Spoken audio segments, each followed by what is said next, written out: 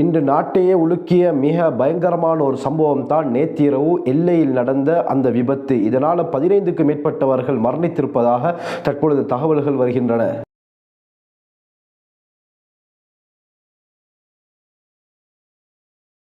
நேர்கள் அனைவருக்கும் அஸ்ஸலாமு அலைக்கும் வரஹ்மத்துல்லாஹி வபரகாத்துஹ். இறைவனுடைய சாந்தியும் சமாதானமும் என்றென்றும் நம் அனைவர் மீதும் உண்டாவதாக. ஒவ்வொரு நாளும் பலவிதமான அசம்பாவிதங்கள், சம்பவங்கள், அதாவது விபத்துகள் ஏற்படுவதை நாங்கள் பார்க்கிறோம். எங்கு பார்த்தாலும் வீதி விபத்தாகவே இருக்கிறது. இந்த அடிப்படையில் நேற்றிரவு மிகவும் மோசமான ஒரு வீதி விபத்து ஸ்ரீலங்காவில் நடந்திருக்கிறது. அதுவும் குறிப்பாக வெள்ளவாய அந்த பகுதியில் இந்த விபத்து நடந்து இதுவரைக்கும் 15 பேர் மரணித்திருப்பதாக, 18 பேர் ஹாஸ்பிட்டல்ல அட்மிட் பண்ணப்பட்டிருப்பதாக சொல்லப்படுது.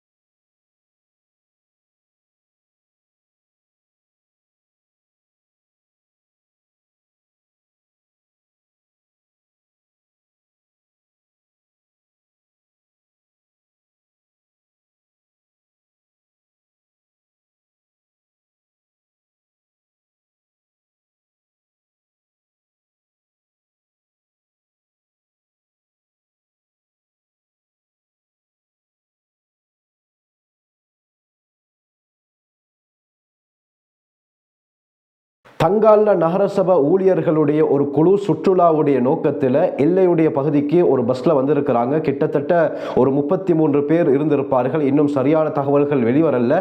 அந்த சுற்றுலாவை முடித்துக்கொண்டு அவர்கள் மீண்டும் தங்காலுக்கு திரும்பும் வழியில 24வது கிலோமீட்டர் தூண், அதாவது வெள்ளவாய்க்கு நடுவில் இருக்கக்கூடிய அந்த 24வது கிலோமீட்டர் தூணுக்கு அருகாமையில தான் இந்த கோர விபத்து நடந்திருக்கிறது. கிட்டத்தட்ட 400 அடி பள்ளத்தில் இந்த பஸ் அப்படியே கவிழ்ந்து இதுவரைக்கும் 15 பேர் சடலமாக மீட்கப்பட்டிருப்பதாகவும் 18 பேர் ஹாஸ்பிட்டல்ல அட்மிட் பண்ணப்பட்டிருப்பதாகவும் சொல்லப்படுது. இரவு நேரத்தில் இந்த கோர விபத்து நடந்தனால இந்த பஸ் அப்படியே கவிழ்ந்து பள்ளத்தை நோக்கி சென்றனால என்ன நடந்ததுன்றது யாருக்கும் தெரியாமல் இருக்குது. ஆகவே இதற்கு பிறகுதான் இதனுடைய சரியான தகவல்கள் வெளிவரும்.